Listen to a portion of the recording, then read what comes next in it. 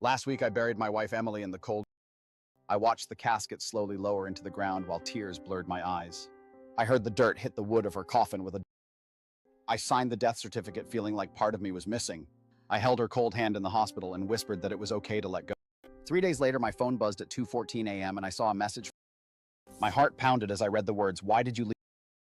I wish I never opened that message because I didn't want to know what was inside my. Her name was Emily and she was only 29 years old when she had that terror. A drunk driver ran a red light and everything changed in a blink of an eye. They said she was lucky to survive the crash, but luck didn't matter anymore. She was on life support for 12 days, machines breathing for her, tubes everywhere, and monitors beeping nonstop. The doctor said her brain activity was minimal and she might wake up or maybe she wouldn't. Her parents wanted to wait, but I couldn't stand watching her like that every day. I sat beside her bed whispering over and over. Her fingers never moved and her eyes never opened, no matter how much I wished they would. On the 12th night, the doctor pulled me aside and said, "If you want to say goodbye, now would be the time." That's when I made the hardest decision of my life, telling everyone it was murder. I told them I couldn't let her suffer anymore. When they turned off the machines, I clutched her hand, feeling her fingers tighten just a little. I told myself it was just reflex, that her hand was reacting without her control. The funeral was small and quiet with a closed casket so I wouldn't have to see her. Her mother cried constantly and her father refused. As the coffin was lowered into the ground, a strange feeling crept inside me, like I had forgotten something important. That night, my house felt eerily empty, too silent without her footsteps, her laugh, her presence. I kept waiting for her to walk upstairs or call my name, but nothing came. Heavy silence settled over everything, pressing. I fell asleep around midnight, fearing I would wake up and find everything. At 2:14 a.m., just like before, my phone buzzed with a strange message from an unknown number. Almost ignoring it, I hesitated before opening the message that asked, "Why did you leave me here?" My stomach dropped and I stared at the screen, trembling. I hesitated, then replied. Immediately, I saw the typing bubbles appear in my. The message came, "It's cold." My hands shook as I stared at the words, feeling a mix of fear and confusion. I thought it was a prank, someone trying to scare me using. Then another message arrived, accompanied by a photo. I opened it and saw our bedroom ceiling with the small crack above the fan exactly as it was. My heart thumped loudly as I looked at the crack and realized it was still there, unchanged. I looked around the room, but it was silent and empty, just like before.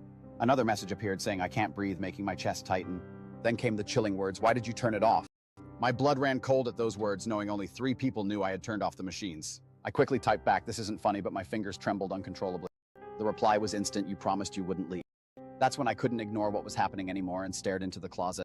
At 3:03 a.m., I heard a faint creak, like something had shifted just slightly inside. I grabbed a bat from the hallway and slowly walked toward the closet. A new message appeared on. I threw the closet door open, expecting to see something strange, but it was empty, clothes hanging. Yet something was off. The smell hit me immediately, damp earth like wet soil. I stepped closer, noticing small specks of dirt at the bottom of the closet, fresh and recent. Another buzz sounded, and I looked at the screen, trembling as I pressed play on. The video showed darkness first, then faint movement, then a wooden interior with scratching sound. I could hear heavy breathing and whispering, "Why did you?" I dropped the phone in horror, my hands trembling uncontrollably. Next morning, I drove to the cemetery, feeling numb memories flashing through my mind. I don't remember the drive or parking, I only remember standing in front of her. The soil was slightly disturbed, but I told myself I was imagining it. I called the cemetery office, demanding they open her grave, even causing a scene when they refused. Eventually, they scheduled an exhumation for the next morning, and I checked into a motel overnight. At 2:14 a.m., my phone buzzed again, this time with a photo of the motel ceiling and a chilling message, "You can't run." That night, I stayed awake, fear and dread growing inside me, knowing I was no longer alone. There's something I haven't told anyone, something darker that I've kept in. The night they turned off her machines, I whispered close to her ear, "It's okay. I forgive you." But I never imagined what that meant for what was still lurking inside her.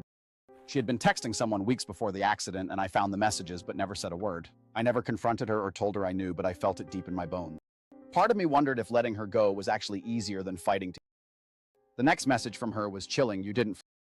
When they lifted her coffin the next morning, everyone watched as the lid was. Her body was inside, but something was horribly wrong. Her fingernails were broken with blood underneath, scratches on the inside of the lid, deep and bloody. The medical examiner gasped, turning pale, and said she was alive when. My breath caught and I couldn't move, realizing the nightmare was far.